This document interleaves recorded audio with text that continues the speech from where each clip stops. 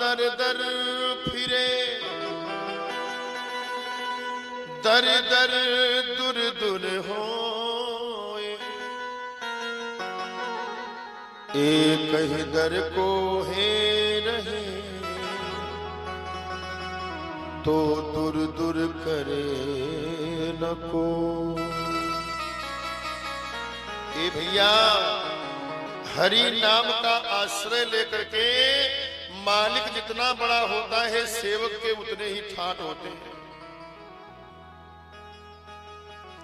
प्रधानमंत्री के चपरासी में भी वो गर्मी होती है जो बड़े बड़े नेताओं को डांट के फटकार के भगा देता है, कहने को चपरासी, पर मालिक की अकड़ है, मालिक का गर्व है। क्यों? असे अभिमान जाय जन भोरे,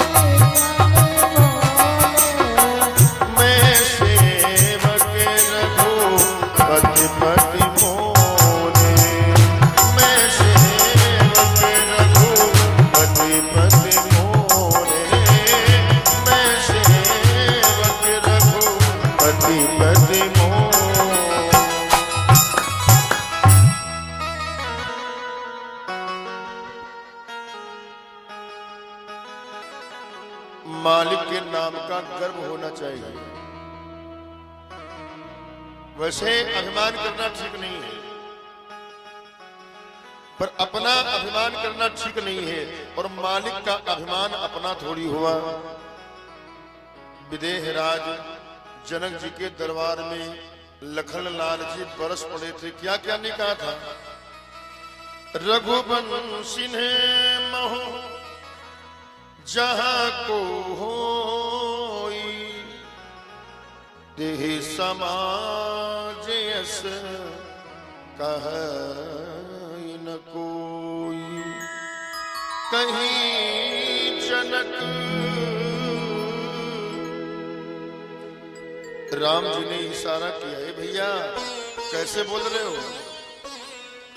पिताजी के बराबर है, हमारे होने वाले ससुर जी हैं, और तुमने न श्री महाराज कहा, न श्रीमान कहा, न विदेह राज कहा, कोई माननीय सम्माननीय नहीं, सीधे पिता के बराबर महापुरुष का नाम ले रहे हो समाज में। श्री महाराज उसमें नहीं लगाया। कहीं जनक जसी अनुचित बानी। लक्ष्मण जी ने इशारा कर दिया, सरकार जो न मेरे राम का वो न मेरे काम का, जो मेरे राम का नहीं है वो मेरे काम का नहीं। जो आपका सम्मान नहीं कर सकता है, ये लक्ष्मण कभी उसका सम्मान नहीं करेगा। आपकी उपस्थिति में इन्होंने अभी क्या कहा कि पृथ्वी पर कोई वीर नहीं, पृथ्वी वीरों से खाली। सरकार, मैं पूरे ब्रह्मांड को कच्चे घड़े की तरह तोड़ करके फेंक सकता हूं। भगवान राम ने कहा, भैया लक्ष्मण, क्या इतना बल है तुम्हारे अंदर? लक्ष्मण जी को लगा कहीं ज्यादा तो नहीं भूल गए। लक्ष्मण जी को लगा कहीं ज्यादा तो नहीं भूल गए। लक्ष्मण जी ने कहा, सरकार हमारे अंदर बल तो बिल्कुल नहीं है। भगवान ने कहा, जय हो, बल बिल्कुल नहीं है और बात कर रहे हो ब्रह्मांडों की फोड़ने की। अरे जब बल नहीं है तो कैसे फोड़ोगे? लक्ष्मण जी कहने लगे, सरकार हम अपने बल के ऊपर नहीं गरज रहे हैं, और हमने जो कुछ भी आपसे कहा है वो सब कर सकते हैं, लेकिन अपने बल पर नहीं, अपने बल पर कुछ नहीं। तोरो छत्रक दंड जिमी तब प्रताप बलनाथ। नाथ, इस दास को आपकी कृपा का बल है, हमारी क्या औकात है जो कुछ हम कर सकते।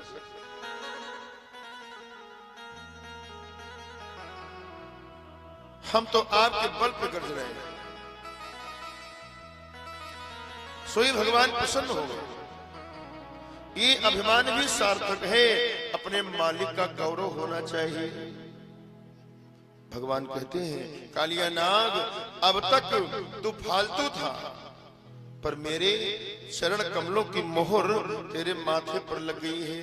तू अब पालतू हो गया है, मेरा हो गया है, इसलिए सिद्ध होकर के जाओ।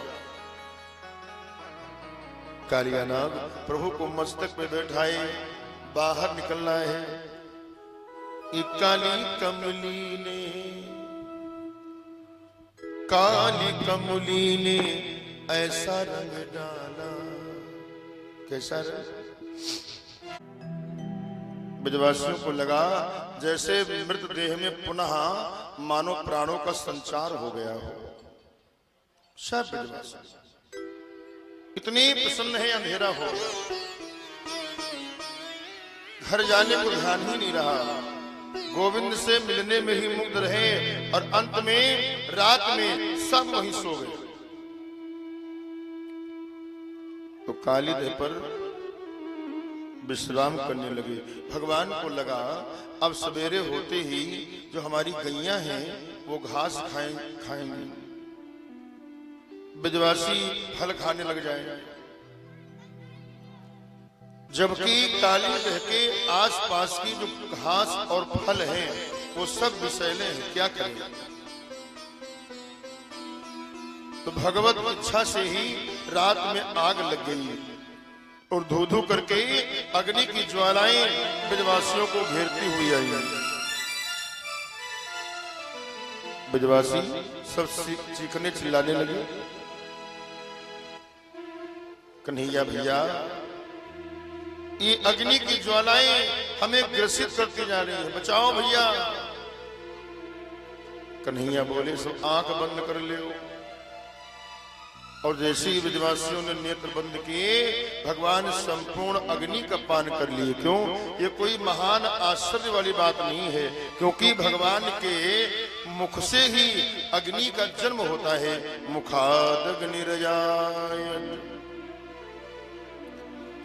अग्नि और ब्राह्मण दोनों ही भगवान के मुख हैं, इसलिए दोनों मुखों से भगवान पाते हैं। अग्नि में स्वाहा और ब्राह्मणों के मुख में आहा, दोनों से भगवान तृप्त होते।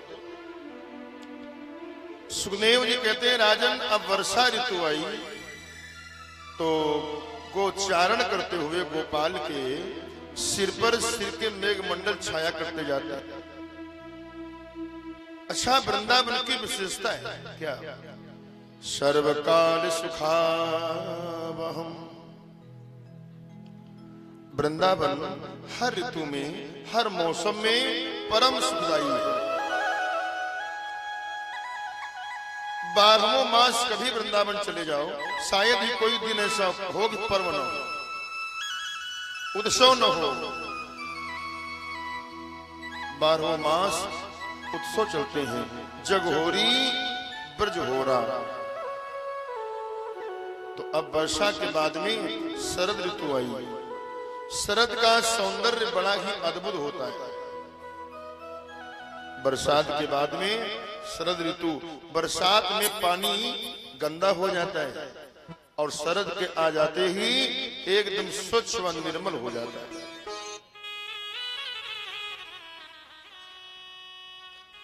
सरोवर में कमल पुष्पित होने लगते हैं, खिलने लगते हैं। जलाशय स्वच्छ हो गए, कमल खिल गए, हरी भरी हरियाली सारे ब्रजमंडल में छा गई और हरे भरे उस दिव्य वातावरण के ऊपर माधव का मन इतना मुग्ध हुआ कि मुरली पर ऐसी तान छड़ी, त्रैलोक उस तान से मोहित हो गया। गोपियां घरों में बैठी अपना काम कर रही थी, पर जहां गोपियों के कान में गोविंद की बंसी की तान पड़ी, समस्त भाव भूल गई और सारी गोपियां गा उठी। उसी का नाम है वेणु गीत। वेणु का वैशिष्ट है, वृंद गोपिकाओं ने इस गीत गाया, बंसी बजाते हुए मुरलीधर माधव कैसे लग रहे हैं, आइए गोपियों के दृष्टि से दर्शन करें। बरहा पीड़म नटवर वपुः कर्णयोः कर्णिकारम् बिभ्रद्वासः कनक कपिशं वैजंतीं च मालाम्।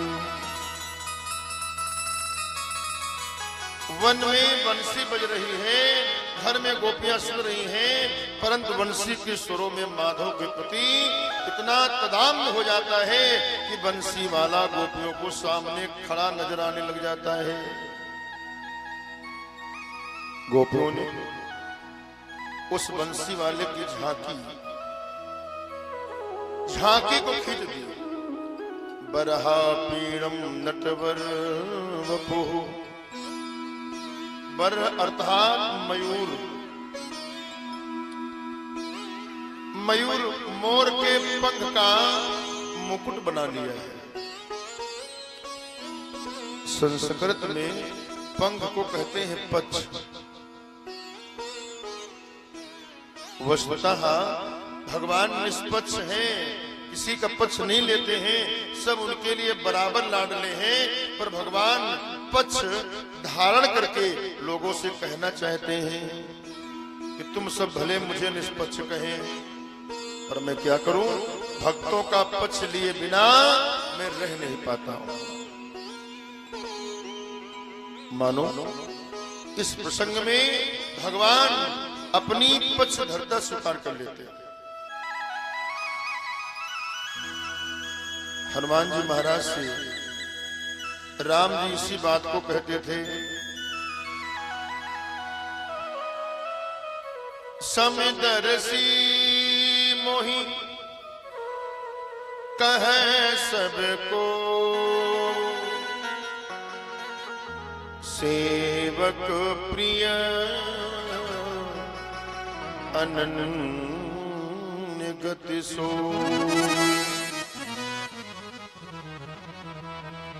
राम जी हनुमान जी से कहते हैं, हनुमान मुझे सभी लोग समदर्शी कहते हैं। तो हनुमान जी कहने लगे, तो क्या आप समदर्शी नहीं हैं? श्री राम जी बोले, नहीं समदर्शी भी हूं, परंतु क्या करूं, जब मुझे अपने शरणापत्र दिखाई पड़ते हैं तो मैं उनका पक्ष लिए बिना रह नहीं पाता। मुझे सेवक बहुत प्यारे हैं, और उन सेवकों में कौन सा अनन्य गति, मेरे अतिरिक्त जिसकी दूसरी कोई गति नहीं, मुझे ही अपना सब कुछ मान बैठा है, मुझमें आप समर्पण किए बैठा है, मैं उसका पक्ष लिए बिना नहीं रह पाता। देखो, राजा का कानून सख्त हो, पर जो बहुत उसके लाडले हैं उनके मामले में राजा भी थोड़े ढीले पड़ जाते हैं। राम जी महाराज तो फिर भी सर्वसम्मत हैं, संसार के मालिक हैं, जो चाहे सो करें, उन्हीं के बनाए सब कानून हैं, और जब चाहे तो कानून में संशोधन कर ले। भगवान खुलेआम कहते हैं, मुझे सेवक बहुत प्रिय हैं, इसलिए मैं उनका पक्ष लिए बिना रह नहीं पाता। देखो, देवता असुरों से पीड़ित होकर के भगवान को अवतार लेने की प्रार्थना करते हैं, और अवतार हेतु प्रार्थना करते समय देवताओं ने भगवान को अपने पक्ष में मिलाने का बहुत प्रयास किया। जय जय सुरनायक जन सुखदायक, प्रणत पाल भगवंता। जय जय सुरनायक कौन है? देवता ब्रह्मांड नायक नहीं कह रहे हैं, क्योंकि यदि ब्रह्मांड नायक कहेंगे तो भगवान देवताओं के साथ साथ असुरों के भी नायक बन बैठेंगे। ब्रह्मांड में सब आ जाएंगे और सबके मालिक यदि बन गए तो फिर समदर्शी होने का हमारा पक्ष क्यों लेंगे। इसलिए जय जय सूर्यनायक, आप हम देवताओं के अधिनायक बने और असुरों के न बने। भगवान प्राणी मात्र को परम सुख प्रदान करने वाले हैं, पर देवता क्या कहते हैं? जन सुखदायक। जो आपके प्रणत जन भक्त जन हैं, बस उन्हीं को सुखी बनाओ, बाकी दुश्मन को न बनाओ। भगवान सारे विश्व के विश्वंभर हैं, सबका पालन लालन करने वाले हैं, पर देवता क्या कहते हैं? प्रणत पाल। सबको मत पालिए, जो प्रणत है उन्हीं को पालिए। जो आपकी शरण में आए हैं उन्हीं की रक्षा कीजिए। क्यों? आप सर्व सुख संपन्न हैं। अतः हे भगवान, इन शब्दों से लगता है कि देवता भगवान की स्तुति करके भगवान को अपने पक्ष में लाने का प्रयास कर रहे हैं। तो पक्ष को धारण करके आज भगवान पक्ष धारता स्वीकार करते हैं, इसलिए पक्ष पंख को धारण किए हैं। अच्छा, अब प्रश्न उठा ये कि पंख चाहे चिड़िया का हो, चाहे कौवे का हो, चाहे मयूर का हो, उसको पक्ष ही कहा जाता है। तो भगवान किसी और का पक्ष धारण क्यों नहीं करते हैं? केवल मयूर का ही पंख क्यों लगाते हैं? मोर में ऐसी क्या विशेषता है? वो इसलिए क्योंकि मयूर जो है वो परम योगी पक्षी माना जाता है। आप जानते हैं अन्य जीव जंतुओं की तरह मोर को कभी विषय भोग करते नहीं पाएंगे। मोर केवल प्रेम में पुलकित होकर के पंख फैला करके नाचता है, और उसी समय मयूरी उसके आगे पीछे घूमती है। जब नाचते नाचते मोर प्रेमोन्मस्त हो जाता है तो उसकी आंखों से अश्रुपात हो जाता है, तथा मयूरी उन्हीं अश्रु बिंदुओं का लपक करके पान कर लेती है और गर्भवती हो जाती है। इसलिए मोर परम योगी पक्षी कहा जाता है। और कन्हैया हमारे कौन है? बोलो, कन्हैया कौन है? योगी राज, योगेश्वर है। इसलिए भगवान उसी मोर पंख को धारण करके बताना चाहते हैं कि मैं रास विहार भी करूंगा, चीर हरण भी करूंगा, गोपियों के बीच में रमण भी करूंगा, पर मुझे भैया कोई भोगी मत समझना। मैं भी मोर के समान परम योगी हूं। ये संकेत करने के लिए भगवान मयूर का पिछ धारण करते हैं। बरहा पीरम नटवर वपु,